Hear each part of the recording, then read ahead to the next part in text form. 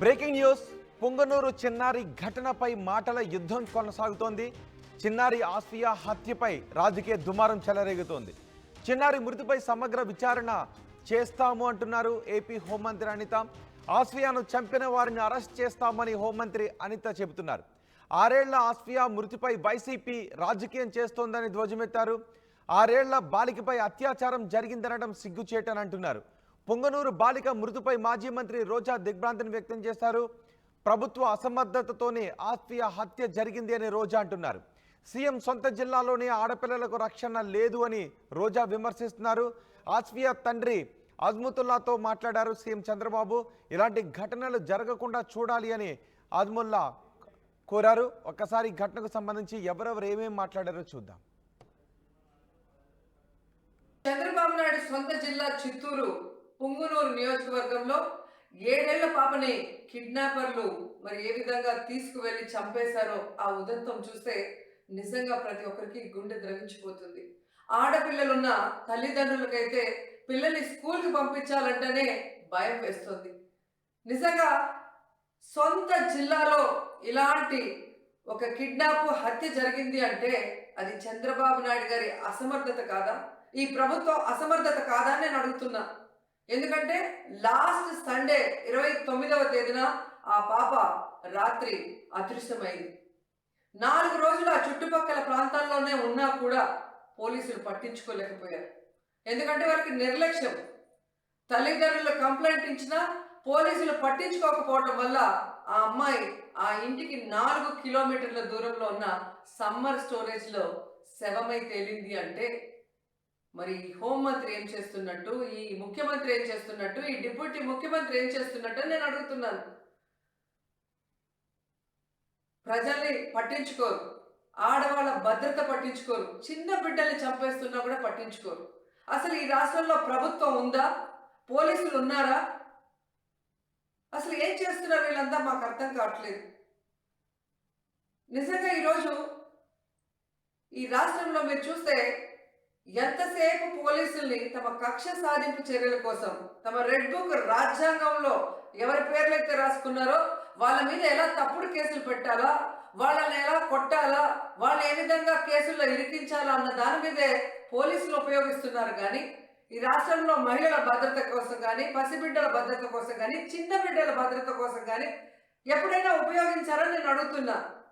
మదనపల్లిలో ఫైల్ కాలితే హెలికాప్టర్లో డీజీపీ గారిని పంపిస్తారు. కానీ ఈ రాష్ట్రంలో ఆడపిల్లల్ని కిడ్నాప్ చేసినా, చంపేసినా, రేప్ చేసినా మట్టు హెలికాప్టర్లలో డీజీపీని పంపి ఆ ఫైళ్లకు ఉన్న విలువ కూడా ఆడపిల్లలకి లేదా మీ ప్రభుత్వంలో?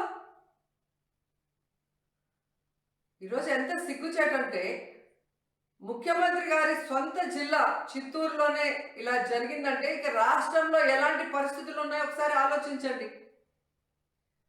మీరే చూసారు, గుడ్లవల్లేరులో 300 మంది ఆడపిల్లలు తమకు అన్యాయం జరుగుతుంది, బాత్రూంలో కెమెరాలు పెట్టారని చెప్పి ఏడిస్తే కూడా వాళ్ళని భయపెట్టి, వాళ్ళని కొట్టి, లీవులు ఇచ్చి వాళ్ళ ఇంటికి పంపించేసి కేసు క్లోజ్ చేశారు. కానీ ఏ రోజైనా హోంమంత్రి కానీ ఆ ప్రభుత్వం నుంచి ఎవరైనా ఒకరు పోయి వాళ్ళ ఆవేదన ఏంటి అని తెలుసుకుని దానికి పరిష్కారం చెప్పారా? ముచ్చుమరిలో 9 ఏళ్ల పాప ముక్కలు చేసి చంపేస్తే ఆ శవాన్ని ఇచ్చేదానికి కూడా మీకు సమర్థత లేదు. ఆ తల్లిదండ్రులు ముఖ్యమంత్రి గారు రావాలి, హోంమంత్రి గారు రావాలి, మా బిడ్డను మాకు ఇవ్వాలి అని చెప్పి అడుగుతుంటే కూడా పట్టించుకోలేదు మీరు. మీకు ఆడవాళ్ళంటే నిర్లక్ష్యం. నిజంగా అదే చంద్రబాబు నాయుడు ఎక్కడైతే నివసిస్తున్నాడో విజయవాడలో లోకేష్ నియోజకవర్గంలో ఒకే రోజులో 24 గంటల్లో 3 మైనర్ బాలికల మీద అఘాయిత్యం జరిగిందంటే ఇంతకన్నా సిగ్గుచెట్టు ఏమైనా ఉందా?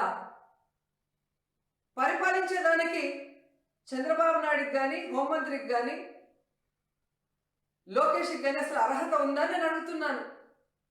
అసలు హోంమంత్రి గారు అయితే ఆమె పక్క నియోజకవర్గం యలమంచల్ నియోజకవర్గం రాంబిల్లిలో ఒక కుటుంబం, ఒక నేరస్తుడు తమ బిడ్డని బెదిరిస్తున్నాడు, కాపాడండి అని అడిగినా కూడా పట్టించుకోలేదు.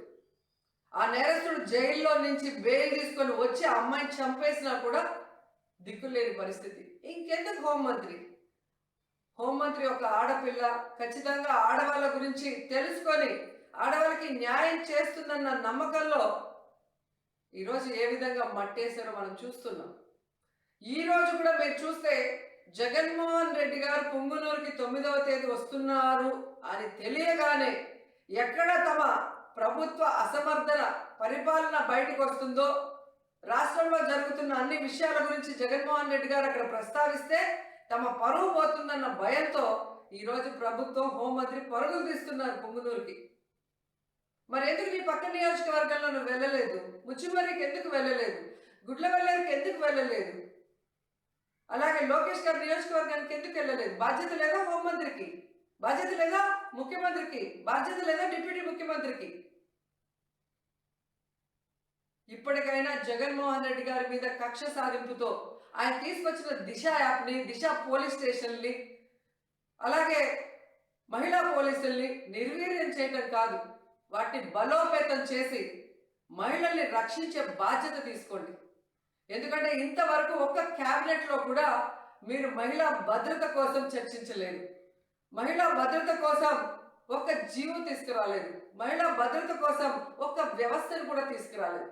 కనీసం ఎప్పుడైనా బుద్ధి తెచ్చుకొని, మిమ్మల్ని కన్నది కూడా ఒక ఆడదే తల్లి, అలాంటి వాళ్ళే ఈ రాష్ట్రంలో ఆడపిల్లలు ఉన్న విషయాన్ని గుర్తించి వాళ్ళని రక్షించే విధంగా మరి దిశ యాప్ని, దిశ పోలీస్ స్టేషన్ని, అలాగే స్పెషల్ కోర్ట్స్ని, మహిళా పోలీసుల్ని బలోపేతం చేయండి.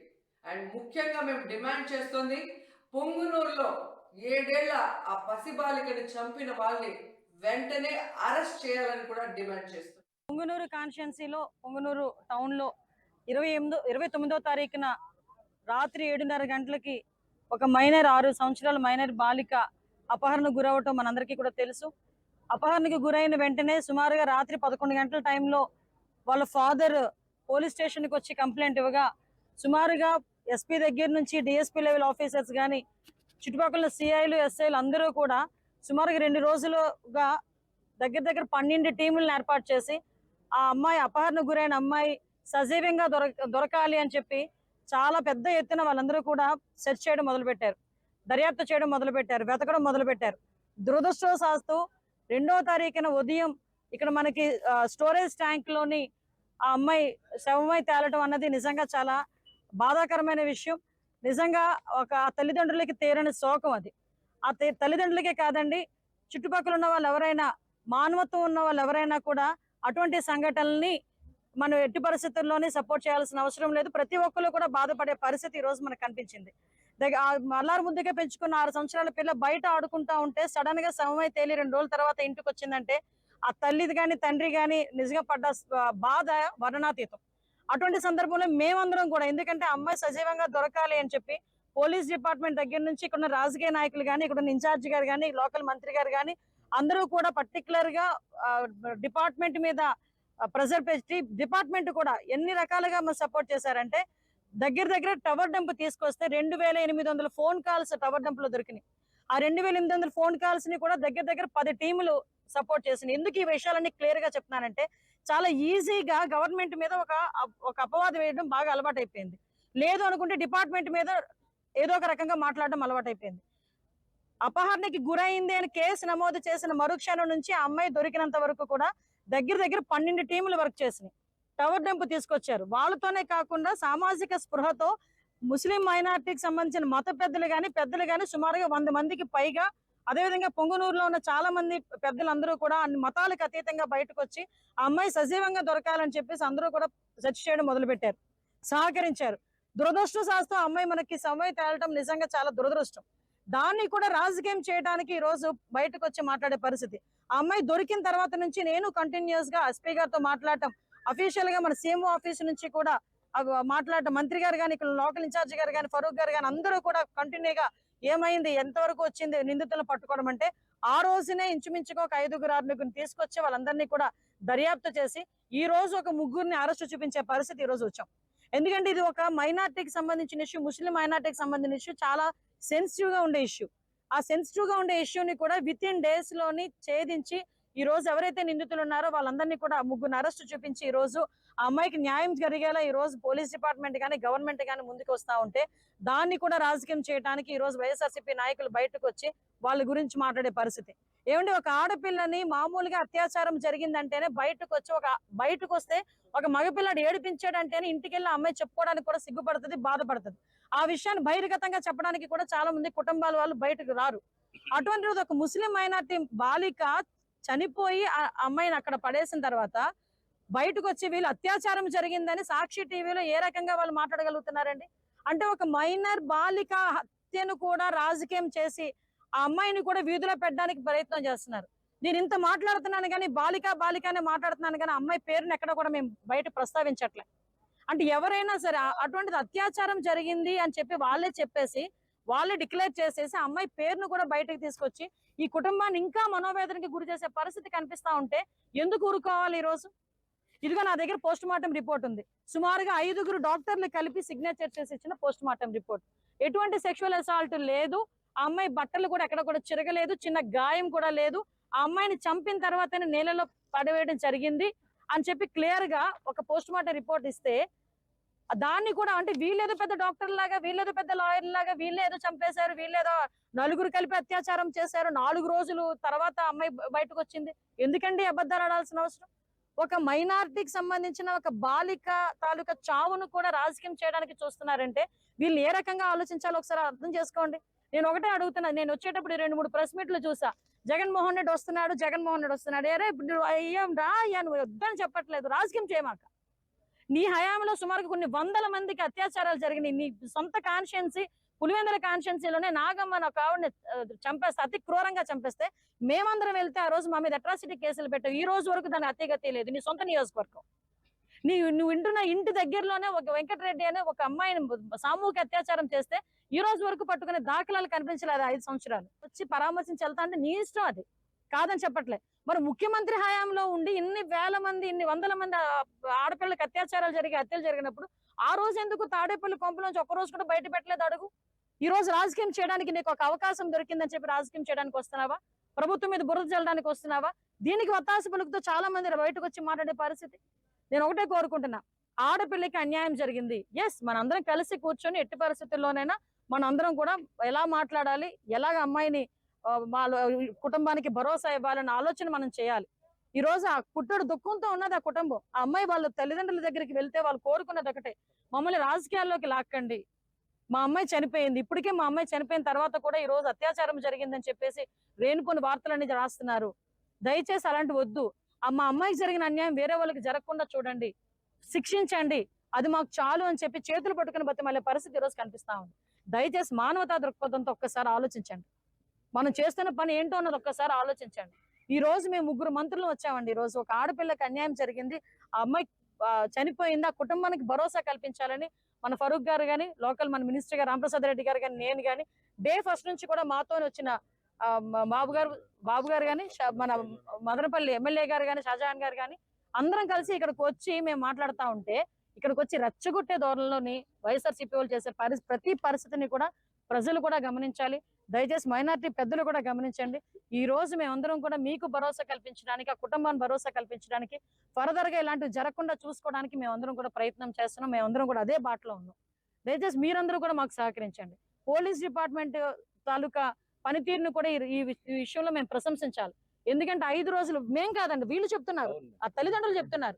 డిపార్ట్మెంట్ గారు కంటిన్యూగా ఉన్నారండి, మా దగ్గర ఎంక్వైరీ చేస్తున్నారండి, ఎంక్వైరీ చేసి మాకు సహకరించారండి. మీరు బయటకు వచ్చి నోటుకు వచ్చినట్టు మాట్లాడతారు. వాళ్ళు అప్పుడు మాట్లాడరు, ఇప్పుడు మాట్లాడడానికి ప్రయత్నం చేస్తారు. అదే ప్రజలు కూడా నేను విజ్ఞప్తి చేసేది ఏంటంటే ఇలాంటి మాటలు నమ్మకండి, తిరిగి మీరు వాళ్ళు ప్రశ్నించండి అని మేము చెప్తున్నాం. ఎందుకంటే ఇంతమంది అమ్మాయిలు మిస్ అవుతున్నారని ఆ రోజు చెప్తే ఆ రోజు ఎవరు మాట్లాడలే. ఈ రోజు ఎక్కడ కూడా అటువంటి సంఘటనలు జరగకుండా, ముఖ్యంగా నేను ఇక్కడికి వచ్చిన తర్వాత ఒక డెమోక్రటిక్ పార్టీకి సంబంధించిన వాళ్ళు కూడా బయటకు వచ్చి ఈ రోజు కొంతమంది మా ఎమ్మెల్యేలు కూడా కొంతమంది బయటకు వచ్చి ఇక్కడ గాంజా డ్రగ్స్ ఇవన్నీ కూడా విపరీతంగా పెరిగిపోయినాయి, వాటిని కూడా అరికట్టాలని చెప్తే ఎస్పెషల్ మేము దాని మీదే పని మీద ఉన్నాం. ఈ 100 రోజుల పరిపాలనలో గంజాని డ్రగ్స్ ని అరికట్టడానికి నార్కోటిక్ టాస్క్ ఫోర్స్ కూడా ఏర్పాటు చేస్తున్నాం. అది కేబినెట్ అప్రూవల్ అయిన తర్వాత దాన్ని లాంచ్ కూడా చేస్తాము. గంజా నిర్మూలించడంలోని మేము ఎట్టి పరిస్థితుల్లోనే ఒక స్టెప్ బ్యాక్ స్టెప్ కూడా మేము వేయట్లేదు. అట్ ద సేమ్ టైం గాంజాలు ఎక్కడైనా సరఫరా జరిగినా గాంజాలు యూజ్ చేసినా కూడా ఇమీడియట్ గా యాక్షన్ తీసుకోండి అని ప్రతి డిపార్ట్మెంట్ వాళ్ళ పోలీస్ డిపార్ట్మెంట్ వాళ్ళకి ఆదేశాలు కూడా ఇవ్వడం జరిగింది. అటువంటి సంఘటనలు ఏమైనా కనిపించినా దయచేసి ప్రజలు కూడా పోలీస్ డిపార్ట్మెంట్ వాళ్ళకి సహకరించాల్సిందిగా కోరుకుంటున్నాను. రే ఇన్నరా మాంగళ్య షాపింగ్ మాల్ లా ఏం కొన్నా స్పాట్ గిఫ్ట్ ఇస్తుర్రంట రండిగా. మాంగళ్య షాపింగ్ మాల్ లో దసరా స్పాట్ గిఫ్ట్ పక్కా. ప్రతి 1000 రూపాయల కొనుగోలుపై ఖచ్చితమైన స్పాట్ గిఫ్ట్. ఈ ఆఫర్ అక్టోబర్ 1 నుంచి 11 వరకు మాత్రమే. మాంగళ్య షాపింగ్ మాల్, తెలంగాణ. రే ఇన్నరా మాంగళ్య షాపింగ్ మాల్ లా ఏం కొన్నా స్పాట్ గిఫ్ట్ ఇస్తుర్రంట రండిగా.